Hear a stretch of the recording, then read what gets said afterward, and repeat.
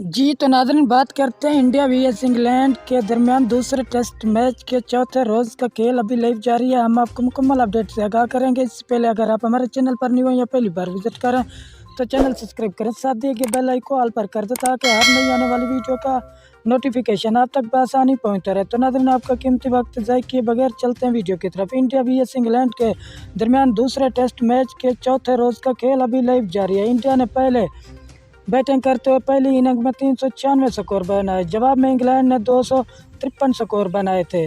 दूसरी इनिंग में इंडिया ने 255 स्कोर बनाए, जबकि इंग्लैंड ने अभी तक 194 स्कोर बनाए। उसके 6 खिलाड़ी आउट हो चुके हैं। अगर आप ये मैच लाइव और बराह रास्त देखना चाहते हैं तो पीटीवी स्पोर्ट पर, इसके अलावा फेसबुक पर, गूगल पर इन दोनों टीमों के नाम सर्च करेंगे, वहां पर आपको ये मैच लाइव और बराह रास्त मिल जाएगा। अगर आप इंडिया से ताल्लुक़ रखते हैं तो टेन सपोर्ट पर ये मैच लाइव और बराह रास्त दिखाया जा रहा है और इस चैनल से भी आपको हाईलाइट की सूरत में अपडेट मिलती रहेगी। शुक्रिया नाज़रीन, हमारी वीडियो देखने का। मिलते हैं नेक्स्ट वीडियो में, तब तक के लिए अल्लाह हाफ़िज़।